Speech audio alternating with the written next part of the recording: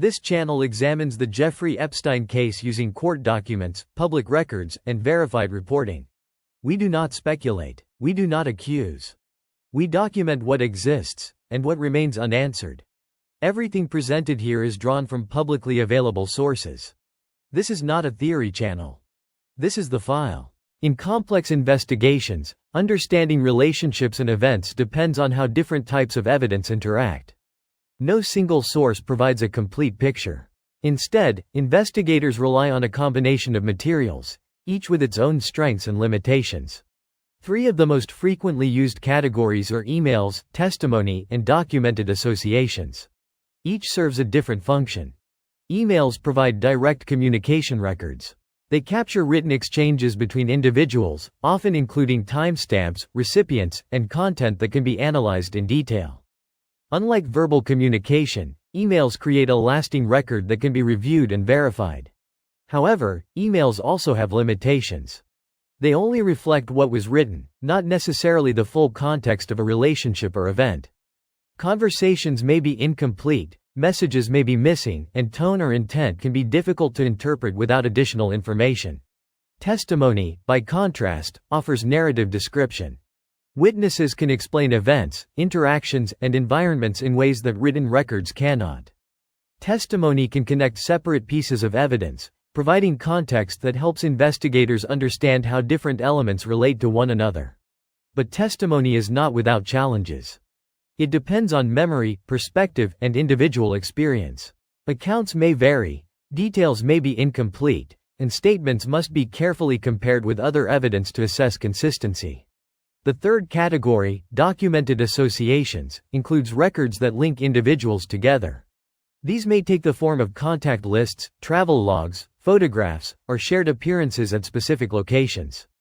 Associations establish that individuals were connected in some way, but they do not define the nature of that connection. This distinction is critical. Being associated with someone does not, by itself, indicate the type of relationship or the actions that took place. Investigators must look beyond association to determine context and function. When these three categories are combined, they begin to form a multi-layered evidentiary structure. Emails show communication. Testimony describes interaction. Associations establish connection. Individually, each provides partial insight. Together, they allow investigators to cross-reference information, identify patterns, and build a more complete understanding. This process is not about drawing immediate conclusions. It is about aligning evidence, finding where different sources support one another and where gaps remain. Because in complex cases, clarity does not come from a single document. It emerges from the intersection of multiple records. Among the different types of records used in investigations, emails are often considered one of the most direct forms of documented communication. They provide written exchanges that can be examined for content, timing, and connection between individuals. However, analyzing email evidence involves more than simply reading messages. The first step is verification. Investigators must confirm that an email is authentic. This includes examining metadata such as timestamps, sender and recipient addresses, server information, and transmission paths. These technical details help establish that a message was actually sent and received as recorded.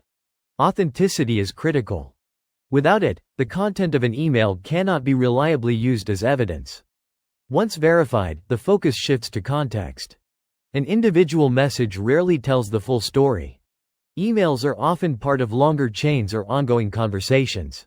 Investigators therefore analyze sequences of messages, looking at how communication develops over time.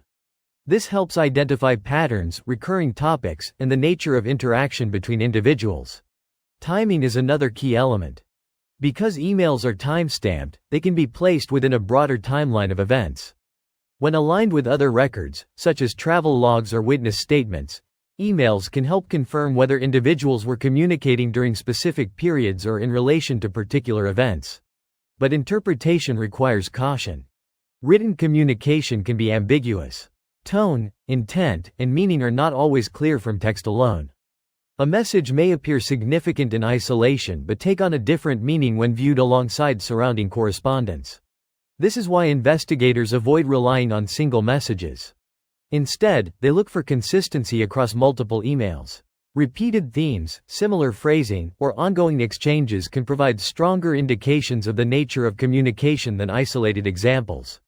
Another important factor is incompleteness. Not all emails are preserved. Messages may be deleted, accounts may be inaccessible, and archives may be partial. As a result, investigators often work with fragmented communication records, requiring them to reconstruct conversations from what is available. This creates gaps. Even when key messages are present, missing context can limit interpretation. Investigators must therefore combine email analysis with other forms of evidence to build a more complete picture. When used effectively, emails provide structured, time-based insight. They show who communicated, when communication occurred, and how interactions developed over time. But they do not stand alone. They must be understood in relation to testimony and documented associations. Because communication is only one part of the evidentiary structure. While emails provide structured records of communication, they often lack context. This is where witness testimony becomes essential. Testimony allows investigators to move beyond written exchanges and understand how interactions unfolded in real-world settings. Testimony is fundamentally different from email evidence. Emails capture what was written. Testimony describes what was experienced. Witnesses can provide details about conversations that were not recorded, explain the setting in which events occurred, and clarify the relationships between individuals. This makes testimony a key tool for connecting separate pieces of evidence into a coherent narrative. One of the primary strengths of testimony is its ability to link events. A witness might describe being present at a specific location, interacting with certain individuals, or observing particular actions. When these descriptions align with documented records, such as emails or travel logs, they help confirm that multiple sources are pointing to the same sequence of events. This alignment increases reliability. For example, if an email places individuals in communication at a certain time, and testimony describes a meeting during that same period, the two forms of evidence begin to reinforce each other. However, testimony must be evaluated carefully. Unlike emails, which are fixed records, testimony depends on memory and perspective. Witnesses may recall events differently, omit details, or interpret situations in their own way. These variations do not automatically invalidate testimony, but they require careful comparison. Consistency is key. Investigators examine whether multiple witnesses describe similar events, timelines, or interactions. When independent accounts align, they form patterns that can strengthen the evidentiary value of testimony. Legal context also matters. Testimony given under oath, such as in depositions or court proceedings, is subject to legal consequences if false. This creates a framework in which statements are formally recorded and can be challenged through cross-examination. This process is designed to test accuracy. Witnesses may be questioned about details, timelines, and prior statements. Any inconsistencies can be explored, helping to determine how reliable a particular account is. Another important role of testimony is clarification.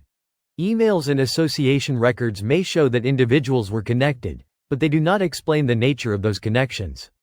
Testimony can provide that missing explanation, describing how and why interactions took place. Even so, testimony has limitations. It may not cover every event, and it may not always align perfectly with other records. This is why it must be considered as part of a broader evidentiary framework, rather than as a standalone source. When combined with emails, testimony adds depth. Emails provide structure and timing. Testimony provides narrative and meaning. Together, they move the investigation closer to understanding not just what happened, but how it happened. Beyond emails and testimony, a third category of evidence plays a critical role in complex investigations: documented associations. These are records that link individuals to one another, forming the basis for understanding networks and relationships. Associations can take many forms. They may include contact lists, address books, calendars, travel records, photographs, event attendance, or shared locations. Each of these elements provides a point of connection between individuals. On their own, these records are limited. They show that people were connected in some way, but they do not explain how or why. Being listed in a contact book, appearing in a photograph, or traveling on the same route does not define the nature of a relationship. This is a crucial distinction. Associations establish connection, not meaning. However, when analyzed collectively, these records become far more informative. Investigators use associations to build network maps, visual or analytical representations of how individuals are linked across different contexts. These maps can reveal patterns that are not visible when examining records in isolation. For example, repeated connections between the same individuals across multiple types of records, emails, travel logs, and shared locations, can indicate a consistent relationship. Frequency matters. A single association may be incidental. Repeated associations suggest ongoing interaction. This allows investigators to differentiate between isolated contact and structured connection. Another important factor is overlap. When multiple individuals appear together across different records, such as being listed in the same travel log, attending the same event, or appearing in the same communication chains, these overlaps help define clusters within a network. These clusters can indicate groups that interact more closely with each other than with others in the broader network. Still, interpretation requires caution. Associations do not automatically imply involvement in specific actions. They provide a framework for understanding relationships, but additional evidence, such as emails or testimony, is needed to define roles and behavior. This is where the three categories begin to intersect. Associations identify who is connected. Emails show how they communicate. Testimony explains what occurred within those connections. When these elements align, they create a more complete evidentiary picture. Another limitation is incomplete data. Not all associations are recorded. Some connections may leave no documented trace, while others may only appear in partial records. This means that network maps are often approximations, built from available data rather than complete information. Even with these limitations, documented associations are essential. They provide the structural framework that allows investigators to organize information, identify patterns, and focus on key relationships. By this stage, the evidentiary structure becomes clearer. Emails provide communication. Testimony provides context. Associations provide connection. Together, they form a system that allows investigators to move from isolated data points to analyzable networks. Once emails, testimony, and documented associations have been analyzed individually, the next step is cross-referencing. This is where separate pieces of evidence are compared and aligned to identify consistency, confirm timelines, and build a structured understanding of events. Cross-referencing is not a single action, it is a process. Investigators examine how different sources relate to one another. They look for points where independent records intersect, creating connections that strengthen the overall reliability of the information. One of the most important elements in this process is timeline construction. Emails provide timestamps. Testimony offers descriptions of events. Associations indicate who was connected at a given time. By aligning these elements, investigators can create a sequence of events that is supported by multiple forms of evidence. For example, an email may show communication between individuals on a specific date. If testimony describes a meeting during that same period, and travel records place those individuals in the same location, the combined evidence forms a corroborated timeline. This type of alignment is critical. It reduces reliance on any single source and increases confidence in the reconstructed sequence of events. Another key aspect is pattern identification. Cross-referencing allows investigators to detect repeated behaviors or recurring interactions. If similar combinations of communication, association, and described activity appear multiple times, they may indicate a consistent pattern rather than isolated incidents. Consistency strengthens analysis. When independent sources repeatedly support the same conclusion, the likelihood of accuracy increases. However, investigators must also pay attention to inconsistencies. Differences between sources can reveal gaps, errors, or areas that require further examination. These inconsistencies are not ignored. Instead, they are analyzed to determine whether they can be explained, such as through incomplete records, or whether they raise questions about the reliability of certain information. Another challenge is data fragmentation. Not all records are complete. Emails may be missing, testimony may cover only certain events, and association records may be partial. Cross-referencing helps address this by using available data to fill in gaps where possible. Even so, some gaps remain unresolved. This is why conclusions are often based on probability and consistency, rather than absolute completeness. Importantly, cross-referencing does not create new evidence. It organizes and connects existing information, allowing investigators to see how different pieces fit together. The goal is not to assume, but to verify through alignment. When done effectively, this process transforms isolated data into a coherent evidentiary structure. Emails establish communication points. Testimony provides narrative detail. Associations define the network. Cross-referencing brings these elements together into a unified analysis. At this stage, investigators move closer to understanding not just individual events, but the overall structure of interactions. After emails, testimony, and documented associations have been cross-referenced, the next step is to determine roles and responsibilities. This is one of the most critical stages of analysis, as it moves beyond connection and communication to evaluate function within a network. Not all connections are equal. Some individuals may appear in records only once or in a limited context. Others may appear repeatedly across multiple sources, emails, travel logs, and testimony, indicating a more consistent level of involvement. The challenge is to distinguish between presence and participation. Presence means an individual is connected or appears within records. Participation suggests that the individual played an active role in events or interactions. This distinction cannot be made from a single source. Investigators rely on combined evidence to identify patterns that indicate function. For example, if an individual is repeatedly involved in communication, appears in association records, and is described in testimony as taking part in specific actions, these elements together begin to define a role. Frequency is a key indicator.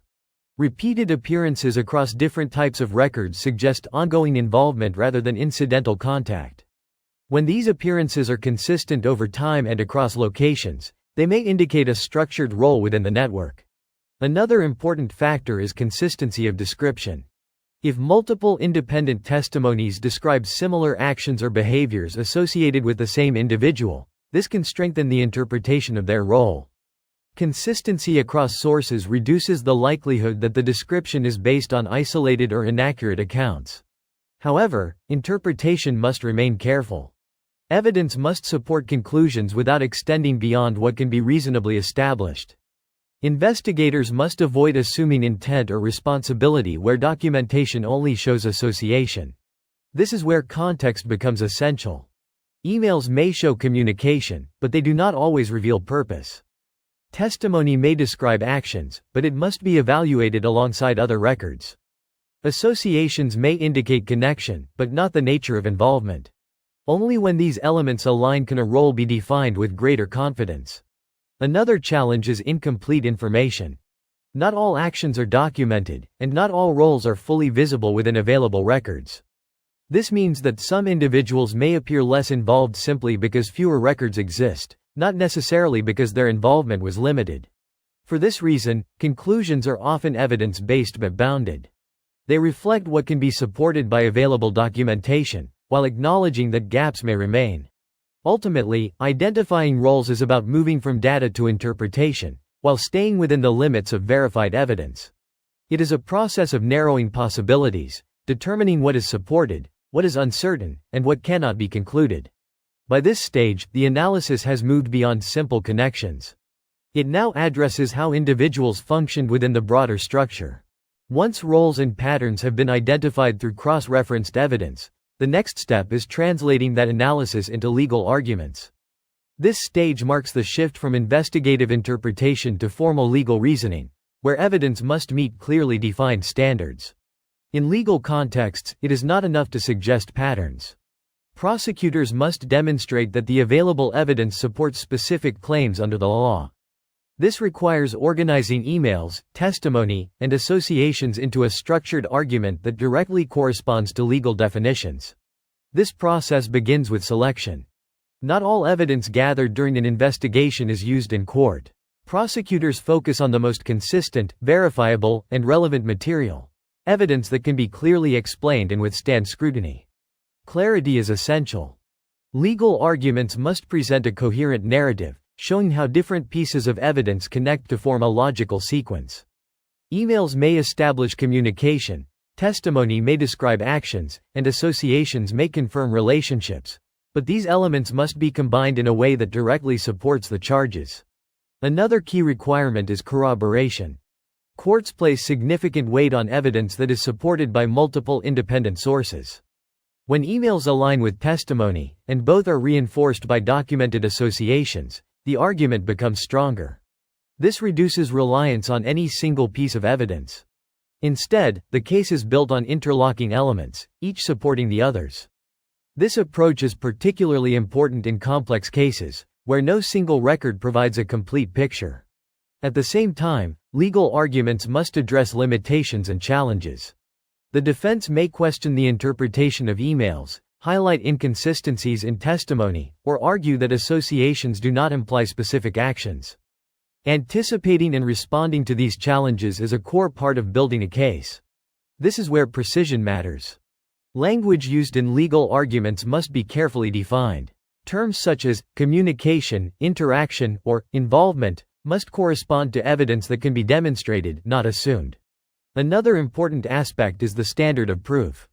In criminal cases, the burden is high. Evidence must establish claims beyond a reasonable doubt. This means that the argument must not only be plausible, but strong enough to exclude reasonable alternative explanations. This standard shapes how evidence is presented. Only the most reliable and clearly supported elements are emphasized, while uncertain or ambiguous material may be excluded or given less weight. Through this process, investigative findings are transformed. What began as separate records, emails, testimony, and associations, becomes a structured legal argument, designed to be evaluated in court. This transformation is critical. Because evidence alone does not determine outcomes, how that evidence is organized, interpreted, and presented determines whether it meets legal standards. By this stage, the analysis has moved from data collection to legal framing. Once evidence has been organized into legal arguments, it enters the most critical phase, testing in court. This is where emails, testimony, and documented associations are no longer just analyzed, they are challenged, defended, and evaluated under formal judicial standards. A courtroom is not an investigative space, it is a verification environment. Every piece of evidence must be presented according to strict rules. Judges determine what is admissible, while attorneys for both sides examine how that evidence should be interpreted. The process begins with presentation. Prosecutors introduce emails, call witnesses to testify, and present records that establish associations. Each element is explained within the context of the case, forming a narrative that supports the legal claims. But presentation is only the first step. The defense has the opportunity to challenge every aspect of that narrative. Emails may be questioned for context or completeness. Testimony may be examined for consistency and reliability. Associations may be reframed as incidental rather than meaningful. This process is known as cross-examination. Witnesses are asked detailed questions about their statements, timelines, and prior accounts. Any inconsistencies, no matter how small, can be explored to assess credibility. This is a defining feature of courtroom analysis. Unlike investigative review, where evidence is assembled, court proceedings actively test the strength of that evidence in real time. Another important factor is interpretation. The same piece of evidence can be viewed in different ways. An email, for example, may be presented by the prosecution as evidence of coordination, while the defense may argue it reflects routine or unrelated communication. The court must evaluate these competing interpretations. This is why clarity and corroboration are so important. Evidence that is supported by multiple sources is more resistant to challenge, while isolated or ambiguous records are more vulnerable to reinterpretation. There is also the role of legal standards. Evidence must not only be relevant, it must be sufficient to meet the burden of proof. In criminal cases, this means establishing claims beyond a reasonable doubt. This standard shapes how evidence is judged. It is not enough for a claim to be possible or even likely. It must be supported by evidence that leaves no reasonable uncertainty. The final decision rests with the jury or judge, depending on the case. They evaluate all presented material, consider the arguments from both sides, and determine whether the evidence meets the required standard. At this stage, the evidentiary structure reaches its most rigorous test. Emails are no longer just communication records, they are scrutinized for meaning. Testimony is no longer just narrative, it is examined for reliability. Associations are no longer just connections, they are evaluated for significance. This process determines which elements are accepted, which are questioned, and which are insufficient. By the end of this phase, the evidence has been fully challenged and assessed within a legal framework. After evidence has been presented and tested in court, the process moves to its final analytical stage, interpretation of outcomes. This is where emails, testimony, and documented associations, once separate forms of evidence, are evaluated together to reach legal conclusions. A court's decision is not based on a single element. Instead, it reflects how all admitted evidence functions as a combined structure. Each category contributes differently. Emails establish communication patterns and timing. Testimony provides narrative detail and described actions. Associations confirm connections between individuals. The outcome depends on how effectively these elements support and reinforce one another. When multiple sources align, such as emails matching testimony and both fitting within a consistent timeline, the evidentiary structure becomes stronger. Courts are more likely to rely on conclusions that are supported by independent yet consistent records. However, interpretation also involves weighing limitations. Not all evidence carries equal weight. Some records may be more detailed, more consistent, or more directly relevant to the charges. Others may be partial, ambiguous, or open to multiple interpretations. Courts must assess these differences carefully. This includes identifying where evidence is strong, where it is uncertain, and where gaps remain. Even when a general pattern appears clear, individual elements must still meet the required legal standard. Another key aspect is the distinction between possibility and proof. Evidence may suggest that certain interactions occurred, but legal conclusions require more than suggestion. They must be based on material that meets the defined burden of proof, particularly in criminal cases, where that standard is high. This is why some elements of a broader investigation may not be reflected in the final outcome. If evidence does not meet the threshold required for legal confirmation, it cannot be used to support a formal conclusion, even if it contributes to the overall context. The result is a focused determination. Court outcomes define what has been legally established, not everything that may have been discussed or investigated. This creates a clear boundary between verified conclusions and unresolved questions. For analysts and observers, this distinction is essential. Understanding a case requires recognizing both what has been proven and what remains uncertain. The evidentiary structure provides insight, but the legal outcome defines the limits of confirmed findings. By this stage, the process comes full circle. Emails, testimony, and associations, initially separate sources, have been combined, tested, and interpreted within a legal framework. The result is a set of conclusions grounded in evidence that has met strict standards. Yet one final step remains. After examining emails, testimony, and documented associations across each stage of analysis, from collection to courtroom evaluation, the full evidentiary framework becomes clear. These three elements are not independent, they function as interconnected components that, when combined, allow complex cases to be understood in a structured and verifiable way. At the foundation, each type of evidence serves a distinct role. Emails provide direct records of communication. They establish who was in contact, when interactions occurred, and how communication developed over time. Their strength lies in structure and timing, offering fixed reference points within an investigation. Testimony contributes context and narrative. It explains how events unfolded, describes interactions that may not have been recorded, and connects separate pieces of information into a coherent sequence. While it requires careful evaluation, it adds depth that written records alone cannot provide. Documented associations define connection and network structure. They show how individuals are linked across different environments, through travel, shared locations, or recorded contact. These associations create the framework within which communication and actions take place. Individually, each element is incomplete. Emails lack full context. Testimony may vary in perspective. Associations do not define meaning. But together, they form a complementary system. Emails establish timelines. Testimony explains events. Associations identify relationships. When these elements align, they create a body of evidence that is more reliable than any single source alone. This alignment is the core principle. Investigators and legal professionals do not rely on isolated data. They look for corroboration across independent sources, ensuring that conclusions are supported from multiple directions. This reduces uncertainty and strengthens the validity of the analysis. At the same time, the framework acknowledges its own limits. Not all communication is recorded. Not all events are remembered or described. Not all associations are documented. As a result, even the most comprehensive analysis may contain gaps.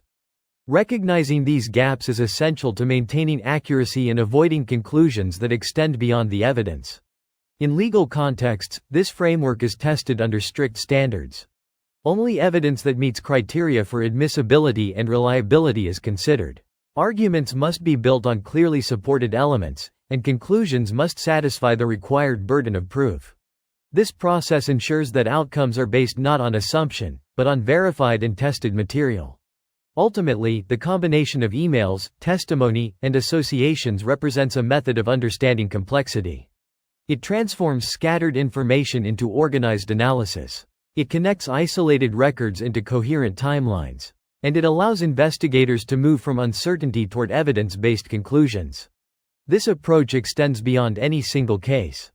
It reflects how modern investigations handle large volumes of data, multiple sources, and interconnected relationships, by building structured frameworks that can be examined, challenged, and verified. In conclusion, emails, testimony, and associations are not just types of evidence.